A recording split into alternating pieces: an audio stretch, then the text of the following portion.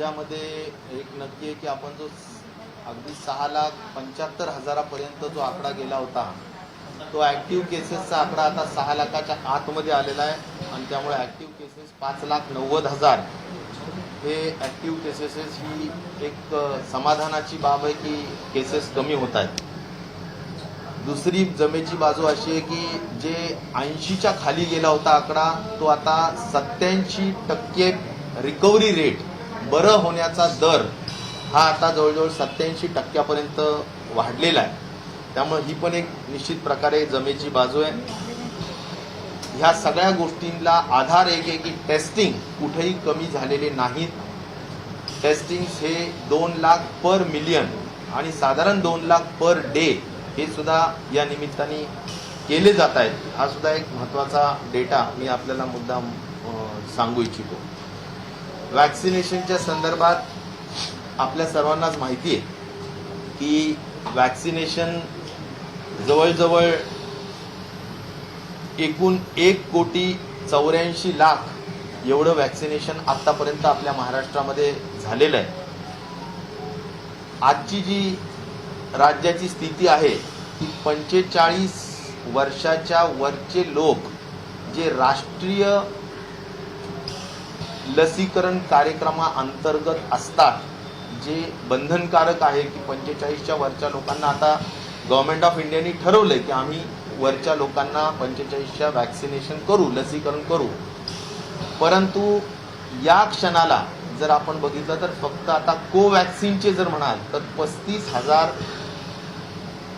Vaccines उपलब्ध आहेत, dose उपलब्ध आहेत आणि आपल्याला सेकंड डोस जो द्यायचा आहे तो जवळजवळ 5 लाखाच्या दरम्यान द्यायचा आहे आणि हे सगळे ड्यू झालेले लोक आहेत। आणि म्हणून आता आरोग्य विभागाने माननीय मुख्यमंत्री महोदयांशी चर्चा करून हा निर्णय घेतलाय की 18 ते 44च्या वयोगटातील जे राज्य शासनाने खरेदी केलेलं कोवॅक्सिन आहे, जे आज साधारणपणे 2.25 लाख उपलब्ध आहे, हे 2.25 लाख आणि गव्हर्नमेंट ऑफ इंडियाकडून आलेले 35,000 असं मिळून 3 ते 3.25 लाख कोवॅक्सिन हे आम्ही आता 45च्या पुढच्या लोकांसाठी जे ड्यू झालेले आहेत त्यांच्यासाठी आम्ही देण्याचा निर्णय घेतलेला आहे।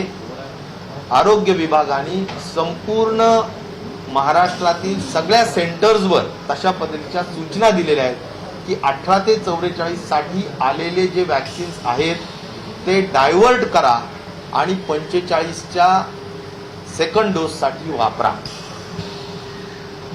नुसतं कोवॅक्सिनचाच सेकंड डोस राहिलेला आहे असं नाही, तर कोविशिल्डचा सुद्धा, जसं कोवॅक्सिनचे 5 लाख राहिले तसे कोविशिल्डचे सुद्धा 16 लाख डोसेस राहिले, जे गव्हर्नमेंट ऑफ इंडिया भारत सरकारने देणं गरजेचं आहे। मी यासाठी माननीय डॉक्टर हर्षवर्धनजींना रात्री जवळजवळ 15-20 मिनिटं बोललोय आणि या सगळ्या विषयाच्या गांभीर्य पण सांगितलं की हे सगळे डोस ड्यू झालेले आहेत आणि त्वरित पाठवले पाहिजे, परंतु त्यांच्याजवळ डोसेस उपलब्ध नाहीत, हा सगळ्यात महत्त्वाचा विषय आहे। आणि त्यामुळे आपल्याला महाराष्ट्राने खरेदी केलेले जे लस आहेत ती आता भारत सरकारचा उद्दिष्टपूर्तीच्या दृष्टिकोनातून वापरावी लागत आहे, हे मला या निमित्ताने सांगितलं पाहिजे। आणि म्हणून असंही टास्क फोर्सशी चर्चा करून माननीय मुख्यमंत्री महोदयांशी मी आत्ताच फोनवर सुद्धा बोललो आणि त्यांनी पण सांगितलं की टास्क फोर्सशी चर्चा करून आपल्याला तूर्त 18 ते 44 वयोगटातील जे काही लसीकरण चालू आहे त्याला तूर्त काही दिवसांसाठी जोपर्यंत थोडं हे स्टॅबिलाइज होत नाही तोपर्यंत, म्हणजे लसच उपलब्ध नाही महाराष्ट्रात, म्हणजे देशातून आपण खरेदी करायला तयार आहे पण लस उपलब्धच नाही आणि त्यामुळं काही थोडं स्लो डाऊन करावं लागेल का 18 ते 44, हे खऱ्या अर्थाने टास्क फोर्सची चर्चा करून त्याचा आज उद्यामध्ये निर्णय, कारण उद्या कॅबिनेट सुद्धा आहे तर त्यामुळे आज उद्यामध्ये तो निर्णय त्या ठिकाणी अंतिम केला जाईल। हा लसीकरणाचा एक महत्त्वाचा विषय। ऑक्सिजनच्या संदर्भात आणि रेमडेसिवीरच्या संबंधात एक वाक्यात एवढंच सांगेल की बेलारीमधून 50 टन JSWचं आणि आयनॉक्सचं 30 मेट्रिक टन कमी झाल्यानंतर सुद्धा 80 मेट्रिक टन राज्याला कमी पुरवठा केल्यानंतर सुद्धा अलॉटेड कोट्यामधून आपल्याला 1700 मेट्रिक टनवर आपण सध्या राज्य शासन आणि स्वास्थ्य विभाग, आरोग्य विभाग हा पूर्णपणे व्यवस्थित ऑक्सिजनचा पुरवठा करून ऑक्सिजनच्या हद्दीपर्यंत स्टेबिलिटी आपण आणलेली आहे. त्याचबरोबर जवळजवळ कलेक्टर्सनी 300 पेक्षा जास्त ऑर्डर्स या PSAच्या दिलेल्या आहेत. प्रेशर मी जसं PSA प्लांट म्हणजे आपण जसं म्हणतो की हवेतलं ऑक्सिजन कन्वर्ट करण्याच्या संदर्भातला, आता त्याच्यापैकी 38 जे आहेत ते फंक्शनिंग झालेले.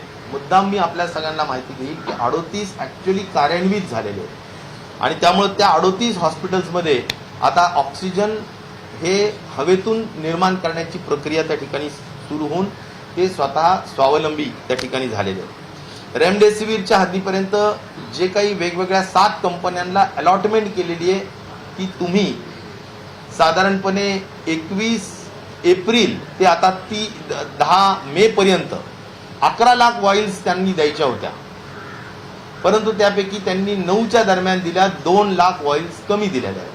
आणि म्हणून आपला आरोग्य विभाग त्या कंपनीच्या पाठीमागे लागून ह्या 2 लाख वॉइल्स पुरवठा करून घेण्याच्या दृष्टिकोनातून प्रयत्नशील आहे. सातत्याने त्यांचा मोठा पाठपुरावा यासाठी केला जातोय. परंतु रेमडेसिवीर सुद्धा आपण बऱ्यापैकी स्टेबिलाइज करण्याच्या दृष्टिकोनातून प्रयत्न केलेला आहे. म्युकर मायकोसिसच्या संदर्भाने मी काल काही महत्वाची गोष्ट सांगितली की याच्यात एक तर पोस्ट कोविड किंवा कोविडची ट्रीटमेंट चालू असताना सुद्धा हा जो काळी बुरशी किंवा बुरशीजन्य हा आजार आहे या संदर्भात जवळजवळ असे खूप कमी जिल्हे की जिथे आता पेशंट नाहीत, बऱ्याच जिल्ह्यांमध्ये हे काही पेशंट्स आढळत आहेत आणि त्यामुळे या संदर्भात सुद्धा उपाययोजना करणं तातडीनं गरजेचं आहे. यातली एक महत्वाची बाब अशी आहे की याला मल्टी डिसिप्लिनरी अप्रोच लागतो. म्हणजे याच्यामध्ये कान नाक घशाचा डॉक्टर इन्व्हॉल्व असायला लागतो, यामध्ये ब्रेनचा डॉक्टर सुद्धा म्हणजे तुमचा न्यूरोलॉजी इन्व्हॉल्व असावा लागतो, इंटेन्सिव्हिस्ट इन्व्हॉल्व असावी लागते, ऑप्थॅल्मॉलॉजी कारण डोळ्याशी याचा संबंध आहे त्यामुळे डोळ्यांचा डॉक्टर सुद्धा ऐन वेळेवर इन्व्हॉल्व असावा लागतो. आणि म्हणून हा कुठल्याही हॉस्पिटलमध्ये याचा उपचार केला जाईल असं नाही. आणि म्हणून मी काल जसं म्हणालो की जरूर महात्मा ज्योतिबा फुले जन आरोग्य योजनेच्या हॉस्पिटल्समध्ये आपण मोफत करणार, परंतु महात्मा ज्योतिबा फुलेचे सगळे हॉस्पिटल्स यासाठी इक्विप्ड नाहीत. याचा अर्थ यासाठी हे मल्टी अप्रोच जे आपल्याला सगळं लागतो, अनेक लागतात, तर ते सगळेच त्यासाठी पात्र होतील असं नाही. पण प्रत्येक डिव्हिजनमध्ये आपण नक्कीच पात्र त्यासाठी करूया. काही 100-1 हॉस्पिटल्स तरी किमान होतील अशा अपेक्षा आहे. प्रायव्हेट आणि खाजगीमध्ये आणि गव्हर्नमेंटमध्ये जे प्रायव्हेट मेडिकल कॉलेजेस आहेत आणि गव्हर्नमेंटचे मेडिकल कॉलेजेस आहेत ह्या दोन्ही कॉलेजेसच्या अनुषंगाने याचा उपचार तिथं केला जाऊ शकेल. आता महात्मा ज्योतिराव फुले जन आरोग्य योजनेमध्ये हे जे महागडं औषध आहे हे औषधं जर त्यांच्या पॅकेजमध्ये बसत नसेल किंवा पॅकेजपेक्षा जास्त खर्च लागत असेल तर हॉस्पिटलला हे औषधं आम्ही गव्हर्नमेंटकडून फ्री पुरवण्याचं काम करू शकू. त्या पद्धतीचा प्रस्ताव माझ्याकडे आज निश्चित प्रकारे येईल आणि आम्ही त्या संदर्भातला निर्णय म्हणजे जे महात्मा ज्योतिराव फुले जन आरोग्य योजनेचे हॉस्पिटल्स आहेत तेवढ्या हद्दीपर्यंत हा खर्च भागवण्याचं काम शासनाच्या वतीनं सुद्धा केलं जाईल. या संदर्भात राज्य शासनाने एम्फोटेरेसिन बी नावाचं जे खऱ्या अर्थाने यासाठीचं औषध आहे किंवा ड्रग आहे, इंजेक्शन आहे, त्याचे 1 लाख वॉइल्ससाठीची ऑर्डर ही हाफकिनला दिलेली आहे आणि हाफकिन त्या संदर्भात 3 दिवसाचं टेंडर काढून हे इंजेक्शन्स उपलब्ध करून देणार आहे.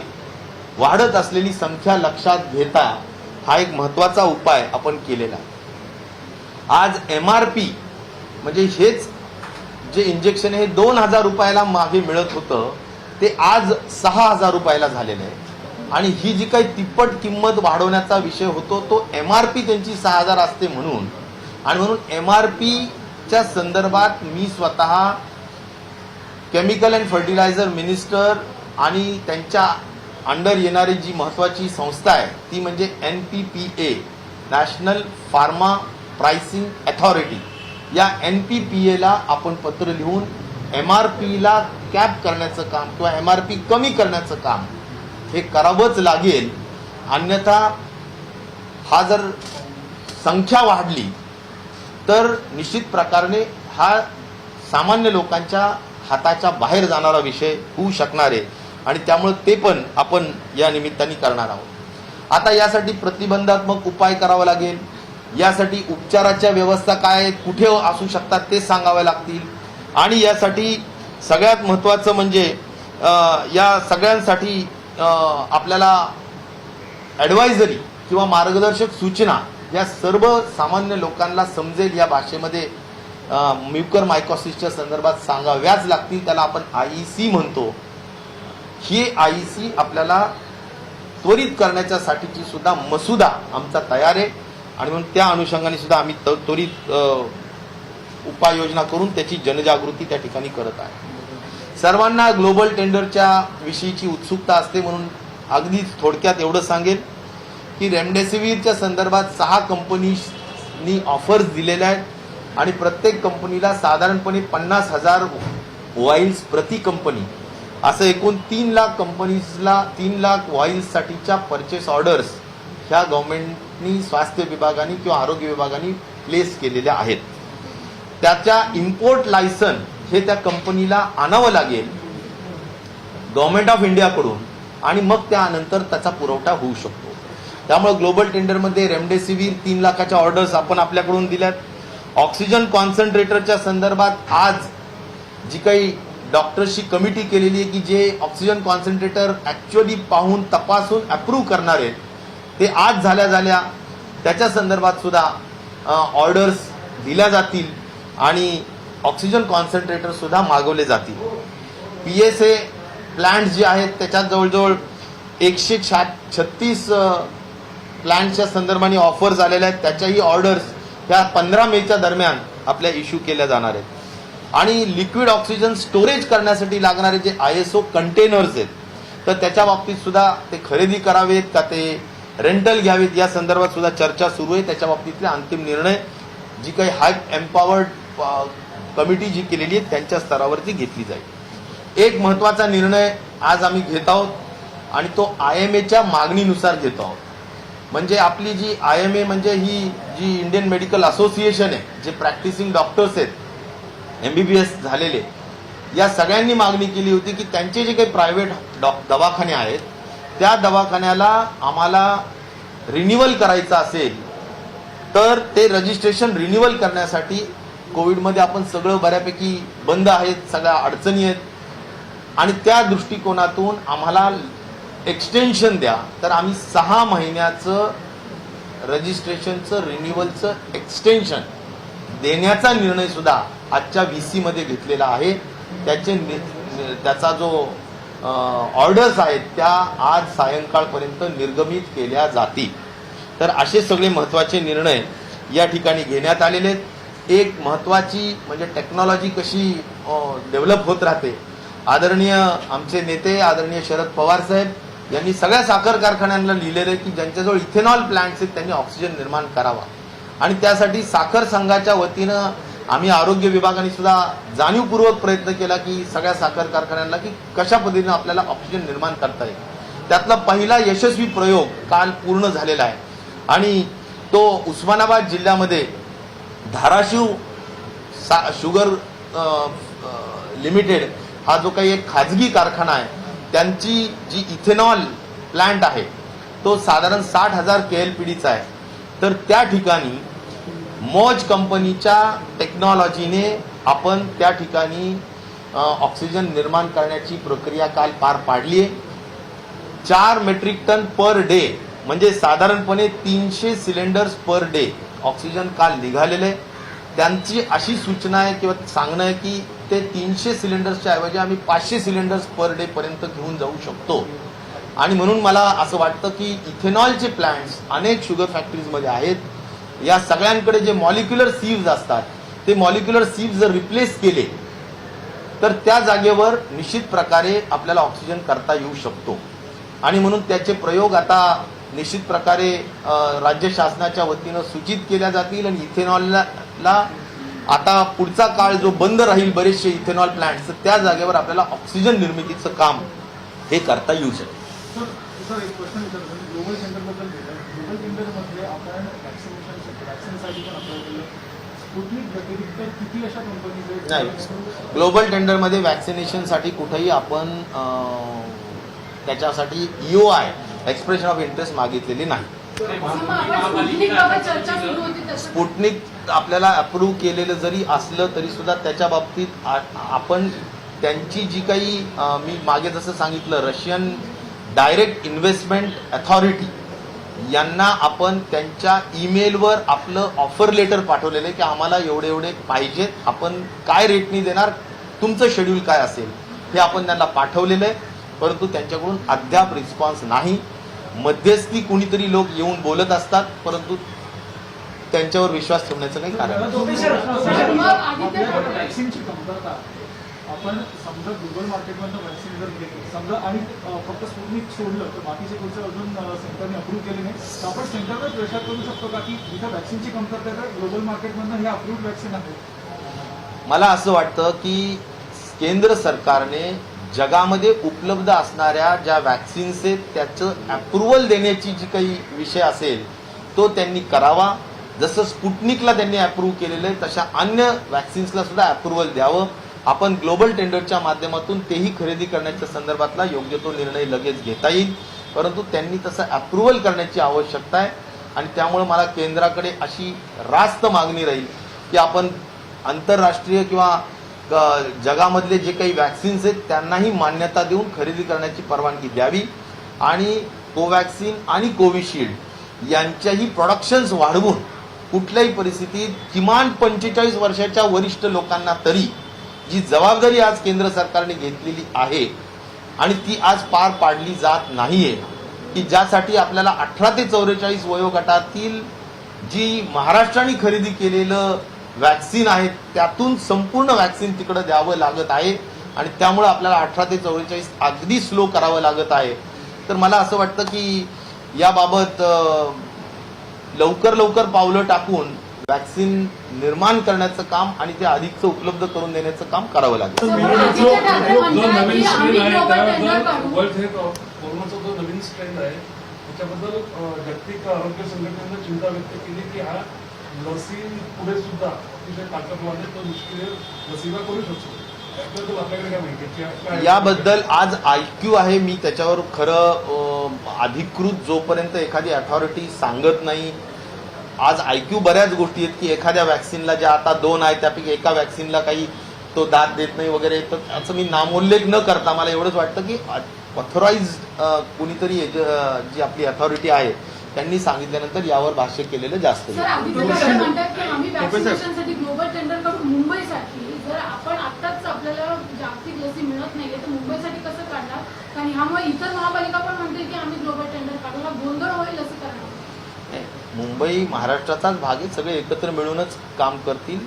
मला असं वाटतं की त्यातला तसा काही वेगळा विषय काही होणार नाही. सगळे एकत्र मिळून माननीय मुख्यमंत्र्यांच्या नेतृत्वाखाली योग्य तो निर्णय त्या ठिकाणी घेतला जाईल. सर कोविड नंतर जो बुरशीजन्य आजार होतोय त्याचं जे इंजेक्शन आहे अँटोम्युल ते ग्रामीण भागामध्ये उपलब्ध नाहीत आणि ग्रामीण भागामध्ये या रुग्णांची संख्या वाढते. प्रत्येक रुग्णाला 60च्या सुमारास डोस लागतात आणि मुंबईमध्ये हे इंजेक्शन अवेलेबल आहे. 2 प्रश्न की या इंजेक्शनचा खर्च राज्य सरकार उचलणार आहे का? आणि दुसरा प्रश्न की ग्रामीण भागामध्ये हे उपलब्ध करण्यासाठी काय करणार आहे सरकार? एम्फोटेरेसिन नावाचं जे इंजेक्शन आहे ते इंजेक्शन आता आपण 1 लाख वाईल्स म्हणजे 1 लाख इंजेक्शनची ऑर्डर्स आपण दिलेल्या आहेत. हाफकिनला 3 दिवसाचं टेंडर काढून त्याच्या संदर्भातलं जे काही म्हणजे जी इन्क्वायरी काढली जाईल त्याच्यातून ज्या काही कंपनीज त्यात भाग घेतील त्याच्यातून अंतिम निर्णय लवकर घेतला जाईल. मी सांगितलं की government medical college, private medical college आणि महात्मा ज्योतिराव फुले जनआरोग्य योजनेचे मल्टी डिसिप्लिनरी अप्रोच असणारे म्हणजे मोठ्या पद्धतीनं ज्यांचा मोठा सेटअप आहे असे हॉस्पिटल्समध्ये याचा उपचार करण्याच्या संदर्भात कार्यवाही केली जाईल.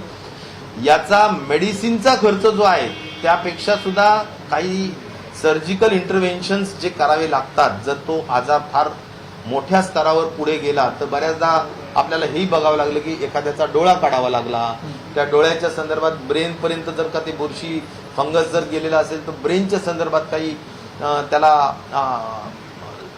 सर्जिकल इंटरव्हेन्शन्स करावे लागतात. ENTच्या संदर्भाने काही नेझल कॅव्हिटीज आणि माउथच्या तोंडाच्या संदर्भातले काही विषय असतील तर त्याच्यावर सुद्धा जे काही आहे सर्जिकल गोष्टी कराव्या लागतात, तर त्याचाही खर्च असतो आणि म्हणूनच मोठ्या हॉस्पिटल्समध्ये हा केला पाहिजे. ते हॉस्पिटल्स आयडेंटिफाय करावे लागतील, अन्यथा नुसतीच मेडिसिन देऊन या गोष्टी चालणार नाही. सर, तुम्ही सांगितलं की आम्ही वॅक्सिनसाठी आमच्याकडे पैसे उपलब्ध आहेत, मात्र आम्हाला वॅक्सिन मिळत नाहीये. आपण जी ऑर्डर प्लेस करतो ही ऑर्डर आपण उशिरा प्लेस करतोय, त्यामुळे आपल्याला वॅक्सिन उपलब्ध होत नाहीत का? वॅक्सिनसाठी आपण सगळ्यांना ऑफर लेटर्स दिलेले आहेत. कोवॅक्सिनला दिलेलं आहे, कोविशिल्डला दिलेलं आहे, परंतु त्यांच्याकडून आज आपण ज्या पद्धतीनं मागणी करतो, कारण आपली स्केल फार मोठी आहे, आपण असं म्हणतो की आम्हाला दर महिन्याला 2 कोटी वॅक्सिन दिल्या पाहिजे, 6 महिन्यात आम्हाला 12 कोटी उपलब्ध करून दिल्या पाहिजे. तर त्या स्केलला पुरेल अशा स्वरूपाने त्यांच्याकडून रिस्पॉन्स आलेला नाही आणि त्यामुळे खऱ्या अर्थाने आज उपलब्धता हाच मुख्य अडचणीचा विषय आहे. प्रोफेसर आमच्या शिंगे महाराष्ट्र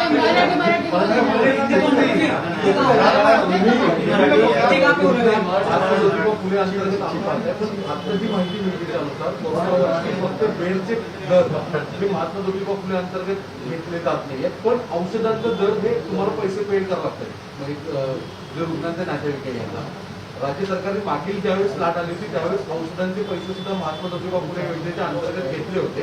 आता नव्या जी गाईडलाईन आलेल्या आहेत त्यानुसार हलीम हॉस्पिटल सांगतायत की मेडिकलचे पैसे हे रुग्णांच्या नातेवाईकांना आकारले जातात. नाही, त्याचे वेगवेगळे पॅकेजेस आहेत महात्मा ज्योतिराव फुले जन आरोग्य योजनेचे. तर त्याच्यात कोविडच्या संदर्भातलं तुमचं पॅकेजच्या संदर्भातला जर विषय असेल तर त्याच्यामध्ये ज्यांना व्हेंटिलेटर लागतं किंवा ज्यांना, तर त्याच्या संदर्भात आपण जो काही पॅकेज दिलेला आहे त्या पॅकेजच्या आधीपर्यंत त्यांनी त्या पॅकेजमध्येच त्यांनी काम करावं लागेल, अशा स्वरूपाच्याच गोष्टी आहेत.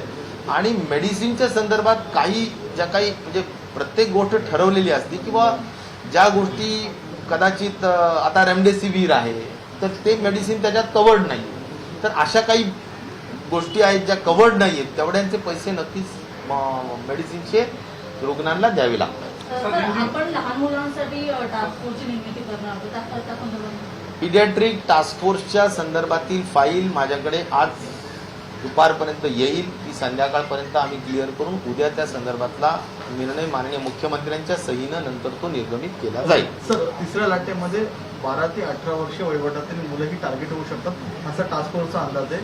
नेस्को या ठिकाणी 6000 खाटांचं हॉस्पिटल देखील उभारत आहेत. तर असं ग्रामीण भागामध्ये किंवा शहरी भागांमध्ये कोणकोणत्या ठिकाणी उभारण्यासंदर्भात विचार सुरू आहे आपला? मला वाटतं टास्क फोर्स पेडियाट्रिशियनचा जो काही उभारला जाईल त्यानंतरच या सगळ्या गोष्टींना जरा अंतिम स्वरूप येईल. पण एक नक्की आहे की लहान मुलांच्या कोविड ट्रीटमेंट हे ॲडल्टच्या कोविड ट्रीटमेंटपेक्षा वेगळं असणार, कारण त्यांचे बेड्स वेगळे असतात, त्यांचे वॉर्ड्स वेगळे असतात, त्यांचं व्हेंटिलेटर वेगळं असतं आणि त्यामुळे त्यांचे मेडिसिन्स जे असतात ते पण आपण जे ॲडल्ट्सला देतो ते देता येऊ शकत नसतात. त्यामुळे बऱ्याच अंशी ट्रीटमेंट बदलते. आजपर्यंत अशा कमी वयोगटातले पेशंट्स अतिशय नगण्य असल्यासारखे आहेत, पण जे अंदाज व्यक्त केला जातो त्या संदर्भातच टास्क फोर्स नेमलेला आहे. ते ट्रीटमेंट प्रोटोकॉल सुद्धा काढतील आणि योग्य ते मार्गदर्शन राज्य शासनाला आणि आरोग्य विभागाला सुद्धा करतील. सर, शेवटचा प्रश्न की जे सतत होतं आहे की दुसऱ्या जिल्ह्यातल्या किंवा दुसऱ्या राज्यातल्या लोक येऊन पण आपल्या राज्यात लस घेत आहेत आणि स्थानिकांना लस मिळत नाही. कोविन ॲपमुळे मुख्यमंत्र्यांनी पण पत्र लिहिलं आहे, तर आपल्या वेगळ्या ॲप होणार आहे का? आणि ही जिल्हाबंदी असताना पण लोक जिल्हा सोडून येत आहेत, यावर काय? कोविन ॲपच्या संदर्भात ओव्हर क्राऊडिंग होत आहे, त्याच्यातल्या अनेक त्रुटी निर्माण होत आहेत आणि त्यामुळे काही वेळेस कोविन ॲप काम करताना सुद्धा त्यात अडचणी निर्माण होत असल्या कारणाने जरूर आपल्या स्वतःचा 18 ते 44 वयोगटातील आपण स्वतः वॅक्सिनेशन करत असल्यामुळे राज्य शासनाची अशी अपेक्षा आहे की आपल्या स्वतःचं ॲप असावं तशा पद्धतीनं माननीय मुख्यमंत्री महोदयांनी प्रधानमंत्र्यांना पत्र लिहिलंय आणि त्यात स्पष्ट विनंती केलेली आहे की एवढ्या हद्दीपर्यंत आम्ही ॲप जर निर्माण केलं आणि आमचं ॲप जर तुम्हाला आम्ही सिंक्रोनाइज केलं, म्हणजे सगळी माहिती आम्ही तुम्हाला ट्रान्सफर केली, तर आम्हाला नवीन ॲप करण्यासाठी परवानगी द्यावी. ते पत्र लिहिलेलं आहे. अद्याप त्याच्या संदर्भात कुठलंही उत्तर आलेलं नाही, रिस्पॉन्स त्याचा नाही आहे. परंतु ॲपचा उद्देश असाच आहे की आपल्याला काही त्याच्यामधले जे काही हा जो काही प्रकार होतो तर किंवा आपल्याला काही मॉडॅलिटीज करायच्या असतील की आपल्याला काही 35 ते 44ला पहिल्यांदा द्यायचं आहे किंवा एरिया फिक्स करायचा आहे, त्या एरियाच्या बाहेरचे तिथे येता कामा नये त्या सेंटरवर, असे काही फीचर्स आपल्या ॲपमध्ये आपल्याला देता येऊ शकतील. आज ऑनलाईन असल्यामुळे अगदी आपल्या राज्यातली तर आहेतच की मुंबईतले लोक कुठे एखाद्या ग्रामीण भागामध्ये जाऊन किंवा पुण्याचे लोक ग्रामीण भागामध्ये जाऊन वॅक्सिनेशन करत आहेत. शहरातल्या मोठ्या शहरातले लोक त्यांच्याजवळ हाय स्पीड इंटरनेट असल्यामुळे ते त्यांच्या शहरातून रजिस्ट्रेशन करतायत, ते त्यांच्या शहरातून स्लॉट घेत आहेत अपॉइंटमेंटचा आणि त्यामुळे ग्रामीण भागामध्ये हे उपलब्ध नसल्यामुळे तिथलं लसीकरणावर परिणाम होतो. आणि म्हणून या सगळ्यांचाच विषय म्हणून कोविन ॲपच्या ऐवजी राज्य शासनाचा वेगळा ॲप करण्याचाही आपलं मानस आहे. आणि तो आता खरं तर सगळंच लसीच्या उपलब्धतेवर अवलंबून असतं. त्यामुळे आता आपल्याला अगोदर 45 ते पुढचं वयोगट हा जरा झपाट्याने पूर्ण करणं गरजेचं आहे, कारण सेकंड डोस हा महत्त्वाचा आहे, नाही तर पहिल्या डोसचा परिणाम राहत नसतो. आणि म्हणून आता सेकंड डोसला आम्ही प्रायोरिटी दिलेली आहे. आज सगळ्यात महत्त्वाचा निर्णय हा घेतलेला आहे की 18 ते 44 वयोगटासाठी खरेदी केलेलं वॅक्सिन हे आम्ही 45 पुढच्या वयोगटातील लोकांसाठी ते वापरत आहोत, ज्याची जबाबदारी भारत सरकारची आहे. परंतु ती येत नसल्यामुळे आम्ही शेवटी 60 दिवस आणि 45 दिवसाच्या वर होत असल्या कारणाने 3 लाख डोस वॅक्सिनचे कोवॅक्सिनचे आम्ही डायव्हर्ट करत आहोत. सर, मोदी में जानना चाहेंगे कि ये बड़ा फैसला भारत से आगे लिया है, सरकार ने फैसला लिया है कि जो 44 साल तक की जो वैक्सीन थी उसको डाइवर्ट करके 45+ करना है. सर, इसी में सर जोड़ देंगे सिर्फ क्या फर्स्ट डोज फिलहाल उसमें यानी जो फर्स्ट डोज के लिए एलिजिबल है या लेना चाहते हैं उनको फिलहाल नहीं मिल पाएगा. और कुल कितनी वैक्सीन सर राज्य में? देखिए, वैक्सीनेशन के हद तक हम जो एक अहम मुद्दा हमने निर्णय लिया है आज के हमारे जो वीडियो कॉन्फ्रेंसिंग में हमारे डिपार्टमेंट में कि 45+ के जो लोग रहे हैं वो करीबन 5 लाख लोग रहे हैं कोवैक्सीन के, और कोविशील्ड के 16 लाख डोसेस अभी बाकी है जो सेकेंड डोज है. लेकिन सेकेंड डोज की जिम्मेदारी ये भारत सरकार की है. मैंने पर्सनली डॉक्टर हर्षवर्धन जी को रात को बात की, बहुत तफसील से बात हुई, लेकिन सही में केंद्र सरकार के पास आज जो उपलब्धता नहीं है ऐसा उन्होंने मुझे कहा है. और इसीलिए उनका भी ये कहना है कि दूसरा कोई चारा नहीं है. आपके पास अगर दूसरा 18 से 44 साल के उम्र के लोगों के लिए आपने जो परचेज किया हुआ आपके पास अगर डोज होगा तो उसका आप मात्रा 45 के ऊपर के उम्र के लोगों के वैक्सीनेशन के लिए यूज करो. तो मुझे लगता है हमने सीएम साहब से बात करके वो निर्णय अभी लिए हैं कि जो भी 18 से 44 साल के हमारे पास करीबन 3 लाख डोसेस उपलब्ध है वो हम अभी पूरा स्टॉप करके 45 साल के जो सेकेंड डोज है उसके लिए यूज करने का आदेश स्वास्थ्य विभाग ने महाराष्ट्र के सभी सेंटर्स को दिया है. रहा सवाल 18 से 44 साल के उम्र के लोगों के लिए, हम तो वैक्सीन खरीदना चाहते हैं, दुनिया के बाजार से भी खरीदना चाहते हैं, लेकिन वैक्सीन उपलब्ध नहीं हो रहा है, इसलिए उसको हमारे को थोड़ा गोस्लो करना पड़ेगा. दूसरा हमारे पास कोई उपाय नहीं है क्योंकि वैक्सीन उपलब्ध ही नहीं हो रहा है देश में और दुनिया में. दूसरा यह है, हाँ सर, इसमें थोड़ा कंफ्यूजन है कि जो फर्स्ट डोज जिनको लेना है क्या अभी वो ले सकेंगे, क्योंकि आपने सभी लोगों के लिए रिजर्व कर दिया है जो सेकेंड डोज वाले, तो थोड़ा कंफ्यूजन है, यानी लोगों में कंफ्यूजन ना रहे. देखिए, 45 साल के उम्र के आगे के जो भी लोग हैं उनको प्रायोरिटी हम सेकेंड डोज को दे रहे हैं, तो प्रायोरिटी अगर सेकेंड डोज को दे रहे हैं, तो अगर वो सेकेंड डोज हम पूरा करना चाहते हैं पहले, तो जो फर्स्ट डोज है उसको उसके बाद में लेंगे। तो पहला पूरा सेकेंड डोज के लिए ही हमारी पूरा एफर्ट्स रहेगा, और पूरा हमारा सूचना ऐसी है कि सेकेंड डोज को ही पहला प्रायोरिटी दी जाए। सर ग्लोबल आप लोगों से पूछा जा रहा है सर, तो ग्लोबल टेंडर क्या वैक्सीन को लेकर भी ग्लोबल टेंडर निकाला गया है सिर्फ रेमडेसिविर?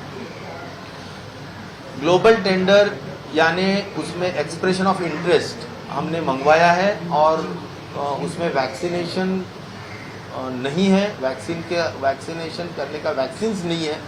5 जो चीज़ें हमने एक्सप्रेशन ऑफ इंटरेस्ट में रखे हैं, उसमें ऑक्सीजन है, ऑक्सीजन कॉन्सेंट्रेटर्स है, PSA मशीन्स है, रेमडेसिविर है, और मुझे लगता है और एक कोई ISO कंटेनर्स है।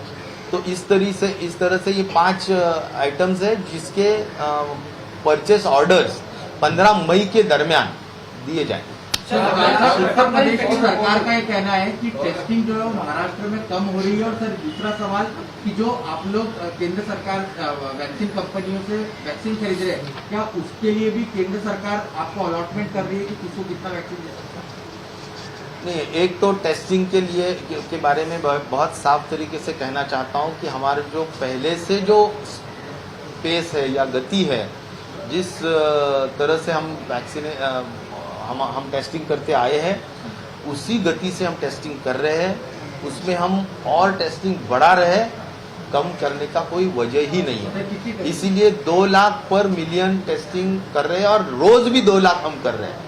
तो देश में और कुछ शहर ऐसे जैसा पूना है, तो पूना में 4.5 लाख टेस्टिंग्स पर मिलियन है, जो मुझे लगता है कि देश के कोई भी शहर में 4.5 लाख या 5 लाख के दरमियान पर मिलियन टेस्टिंग नहीं हुई होगी। वैसा ही मुंबई में है।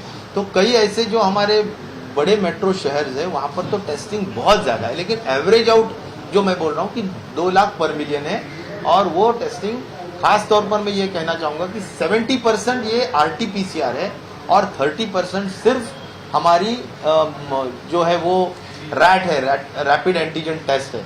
तो अगर अन्य राज्यों में देखेंगे तो इस तरह का RT-PCR का परसेंटेज आपको नहीं नजर आएगा।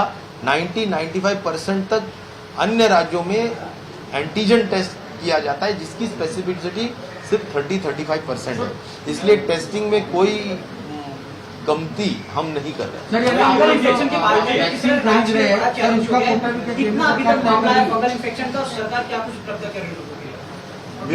म्यूकर माइकोसिस जिसको हम कहते हैं, जिसको हम फंगल इन्फेक्शन भी कहेंगे, जिसके सिम्टम्स नोज या माउथ के नज़दीक ब्लैक स्पॉट्स दिखते हैं, और अन्य भी कुछ सिम्टम्स है। लेकिन ये पोस्ट कोविड या तो कोविड का ट्रीटमेंट लेते हुए भी ये दिखाई दे रहा है। खास तौर पर जो डायबिटीज़ वाले पेशेंट है, जिनका आयरन परसेंटेज भी बहुत ज़्यादा है, ऐसे लोगों में ये बहुत ज़्यादा दिखाई दे रहा है।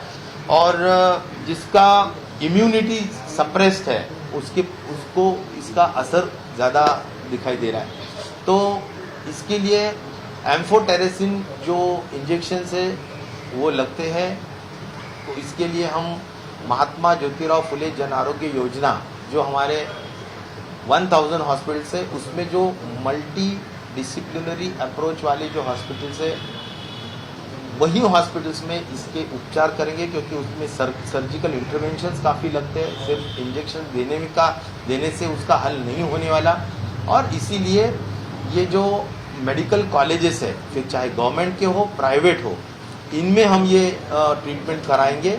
और ख़ास तौर पर जो हमारे 1000 हॉस्पिटल्स है जिसमें मल्टी डिसिप्लिनरी अप्रोच है, ऐसे 100-200 हॉस्पिटल्स जो हम लिस्ट आउट करेंगे, उसमें हम ये ज़रूर ट्रीटमेंट करेंगे।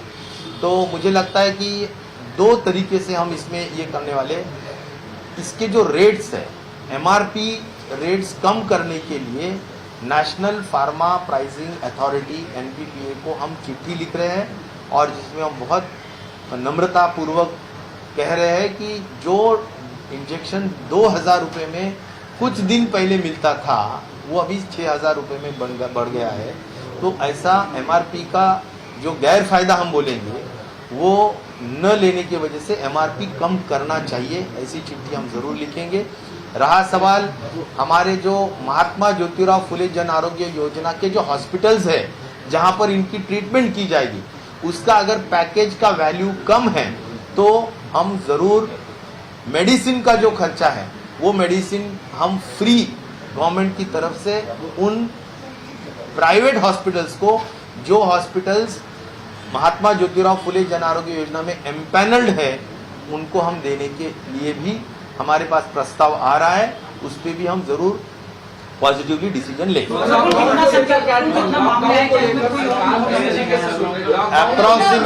अप्रोक्सीमेटली राज्य में 2000 के ऊपर माइकोसिस के पेशेंट, म्यूकर माइकोसिस के पेशेंट हो सकते हैं और मुझे लगता है कि इसकी संख्या बढ़ने की भी अंदेशा या संभावना है।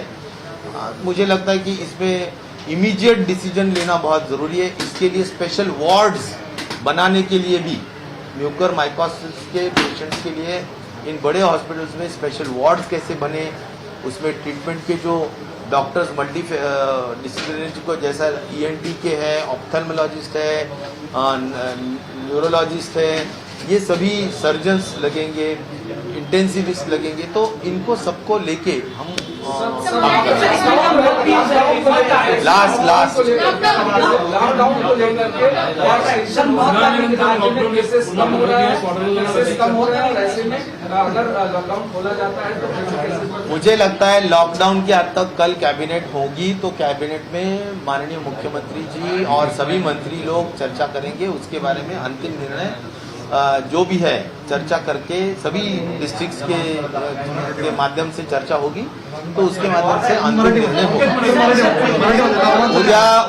उद्या कॅबिनेट असण्याची संभावना आहे, अजून काही नोटीस आलेली नाही, परंतु माननीय मुख्यमंत्री, उपमुख्यमंत्री आणि कॅबिनेटच्या लोकांशी सगळं चर्चा करून लॉकडाऊन 15 तारखेपर्यंत जे आज आहे किंवा ब्रेक द चेनची जी संकल्पना आपण ठेवलेली आहे, ती जी आज रेस्ट्रिक्शन्स 15 तारखेपर्यंत आहेत ते वाढवायचे का त्यातले काही कमी करायचे, या सगळ्या संदर्भातला निर्णय घेतला जाऊ शकेल।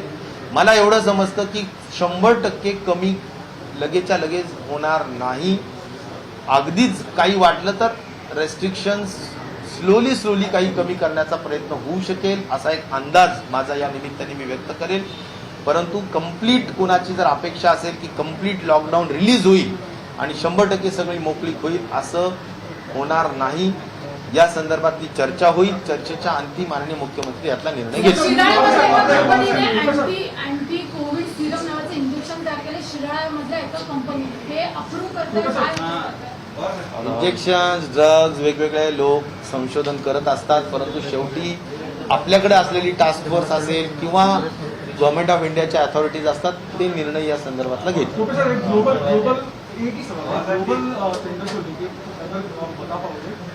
वैक्सीनेशन को लेकर पहले कहा था कि टेंडर निकलेगा, लेकिन आप अभी कह रहे हैं कि ऐसा कोई नहीं निकला। तो क्या आप सेंटर को फोर्स करोगे कि जो अवेलेबल वैक्सीन है, सिर्फ स्पुतनिक को अभी तक अप्रूवल दिया है, लेकिन स्पुतनिक के अलावा बाकी की वैक्सीन जरूर, मुझे लगता है कि गवर्नमेंट ऑफ इंडिया ने, स्वास्थ्य विभाग ने अभी सिर्फ स्पुतनिक एक ही वैक्सीन है जो दुनिया का अप्रूव किया है, और इसीलिए उस वैक्सीन के हद तक हमने रशियन डायरेक्ट इन्वेस्टमेंट अथॉरिटी जो है उनको हमने ईमेल करा है कि हमारे को करीबन 12 करोड़ डोसेज चाहिए, यानी 6 करोड़, उनको 2 डोसेज एक साथ देते हैं तो 6 करोड़ डोसेज चाहिए। उसका रेट और उसका शेड्यूल आप भेजे, ऐसा हमने उनको चिट्ठी यानी ईमेल किया है, उसका रिस्पांस अभी आया नहीं है। मेरी ये मांग रहेगी स्वास्थ्य मंत्रालय, भारत सरकार को, कि सिर्फ स्पुतनिक पे ही निर्भर न रहते हुए दुनिया में अन्य वैक्सीन जो है उसको भी अप्रूव आपके अथॉरिटीज के माध्यम से करें, और राज्यों को अधिकार दे कि राज्य ग्लोबल टेंडर के माध्यम से दुनिया के वैक्सीन जो भारत सरकार अप्रूव करेगी वो वैक्सीन हम परचेस कर सके और हमारे राज्य के लोगों को हम दे सकते हैं। सर एक आखिरी सवाल है। सर एक आखिरी सवाल आपसे ये होगा कि अब तक कोरोना के केसेस में जितने बदलाव आ रहे हैं उसको लेकर काफी सारे चेंजेस किए गए हैं। सेकेंड डोज वैक्सीन भी फ्रंटलाइन वर्कर्स को दी जा रही है बिना किसी अपॉइंटमेंट के।